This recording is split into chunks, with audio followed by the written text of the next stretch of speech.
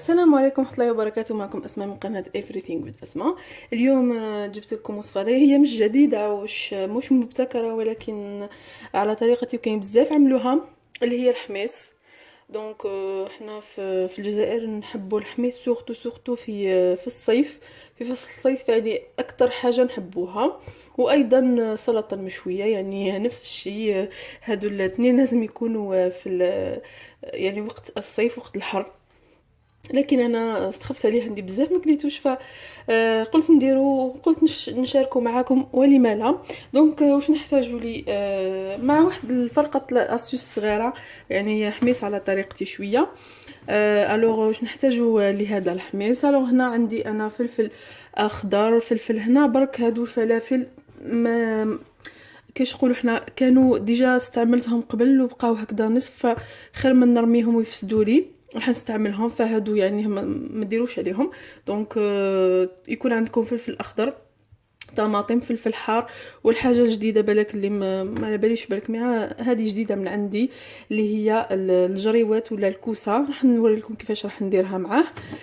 لانها هي تزيد في حجم الحميص، يعني يولي بزاف زاكي، اون بليس تعطي واحد البنه رائعه. هنا نحتاج الى فصوص ثوم، يعني كميه لا باس بها. انا عندي كدا راس صغير.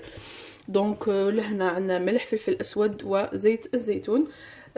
بون بوغ لهنا برك نعطيكم واحد النصيحه.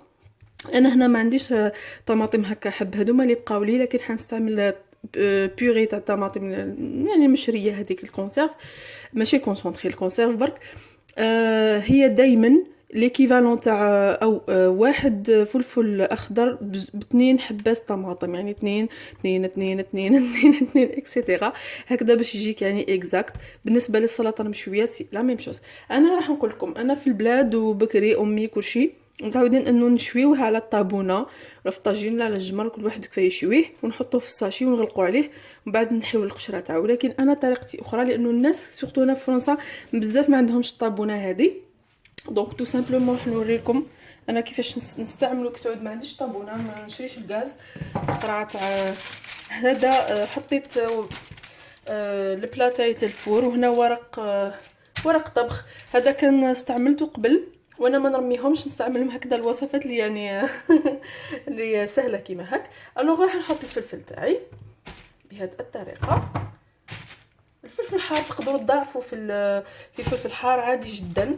نحطوا به بالطماطم بكل، يعني حتى الثوم هكذا، لكن الثوم نخليه بقشوره باش يسهل عليا من بعد عمليه.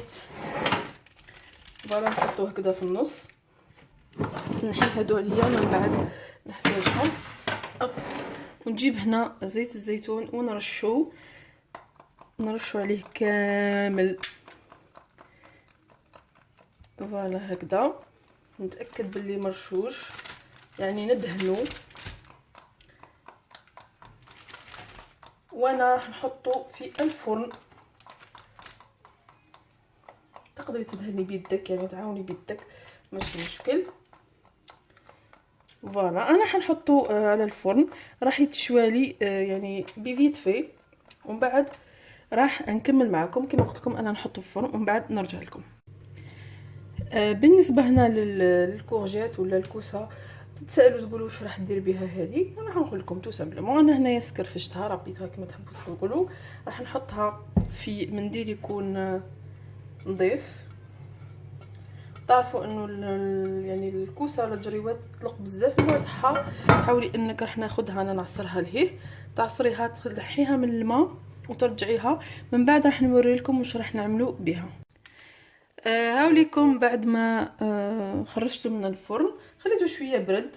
دونك كيما راكم تشوفوا فاسيل مطيرلو القشره نتاعو. فوالا انا شويه سخون باسكو الوقت ما يكفينيش. دونك نحيلو كاع القشره هنايا.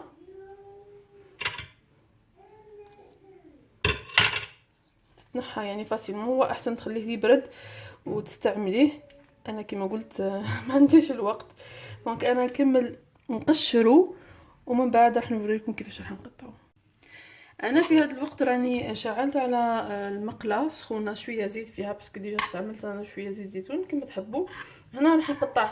هنا بالنسبه للثوم تقدري يعني ما تحطيهش كيما انا حطيته انا حطيته شويه برك وخرجته.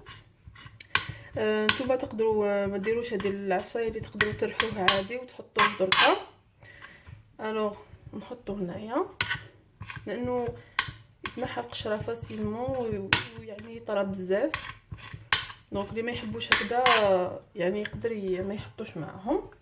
هنا الطماطم كما راكم تشوفوا راهي دابت دونك وراهي تقص فاسيلمون، احسن من نرحيها فقط ننزعلها هنا هكذا. كما راكم تشوفوا راهي مازالت سخونه ما يكفينيش الوقت نستناها ولا تطلق الماء تاعها. ليش انا كمل نقصهم وبعد نحط الثوم راح نحطه في المقله يتقلى شويه، ومن بعد نحط فوقه الطماطم. بعد ما حطيت الطماطم والثوم في الزيت يتقلاو في المقله نحرك عليهم مره على مره باش ما ننساهمش. دونك راح نجيب الفلفل تاعي بعد ما نحيت له يعني تتهنى وخلاص من هذاك القشور هذيك اللي تكون كحله ويديكم يتخمجوا والمطبخ يتخمج. دونك هكذا سهله جدا، تقشريه ديريه هكذا. نحيو هذه نجي من داخل هكذا ونقصوه رقيق. انا نحبو رقيق، تحبوه كيما تحبوا بهذا الشكل يعني يتقص لكم بكل سهوله، ما يحتاجش يطيب بزاف لانه ديجا راهو طايب. شغل ياخذ البنه فقط تاع الطماطم الثوم التوابل. لازم نجيبو واحد اخر نحيولو الزريعه هكذا. شوفوا كيفاش تتنحى، يعني طريقه رائعه. انا ملي جيت فرنسا وانا نستعملها انه احيانا ما تكونش عندي قرعه الغاز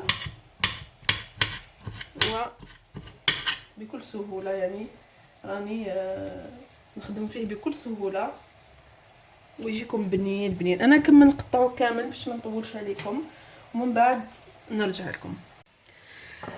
بعد ما يعني شويه تاخد تذوب هذيك الطماطم مع الثوم اللي حطيته، هنا راح نحط الكورجيت نتاعي بعد ما عصرتها مليح مليح. نخليها تدبال. في ذاك الوقت راح نضيف الفلفل لانها تذوب يعني في ساعه الكورجيت نتاعنا.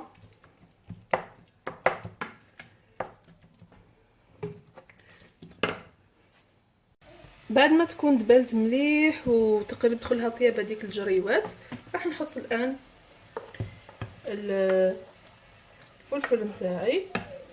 انا فلفل حار هنا ما قطعتوش، راح نخليه هو في الاخير لانه انا ما ناكلش الحار. دونك اللي بيها نخلط ندير الملح شويه شويه ملح شويه فلفل اسود ابيض ولا اسود كما حبيتو، شويه ملح، بابريكا للون. وهنا انا راح نضيف شويه هكا ونضيف الطماطم لانه قلت لكم ما تكفينيش الطماطم هذه هي نورمالمون اكبر من هكذا تكون الطماطم. كما قلت لكم كل حبه فلفل بزوج طماطم. انا لازم نضيف لها الطماطم يعني البيوري اللي عندي جاهزه لانه ما عنديش طماطم للاسف. ومن الاحسن تجي طماطم فريش هكذا باش يجي احمر. حنخليه شويه يتقلى مع بعض ونغطيه ومن بعد راح نضيف له كما قلت لكم الطماطم. هنا ضفت له طماطم، تقدروا تضيفوا له طماطم مصبره. انا في الحقيقه مانيش حنضيف له ربما حنخليه مش بزاف واحد 10 دقائق يغلي يعني شويه ياخذ البنه مع بعضها كامل ومن بعد راح نطفي عليه. هاوليكم الحميص تاعنا وجد. كما راكم تشوفوا هذيك الجريوات ما تبانش خلاص، ميم الولاد ما يحبوش ياكلوا هاد الجريوات دونك فريمون والله ما يحسوا لها كي ياكلوه. دونك ما تتصوروش قد ما راهو بنين بنين. انا هكذا حطيت له شويه بيض، تقدروا تحطوا له الطون كيما حبيتوا اي حاجه حبيتوا. زيت زيتون انا ما نحبش بزاف زيت زيتون دونك تحطوه كامل فوق تاني يجي رائع رائع. يقول لي زوجي ولا بزيت زيتون. دونك نتمنى نكون عجبتكم هاد الوصفه وبسلامه في لي بروجين فيديو ان شاء الله.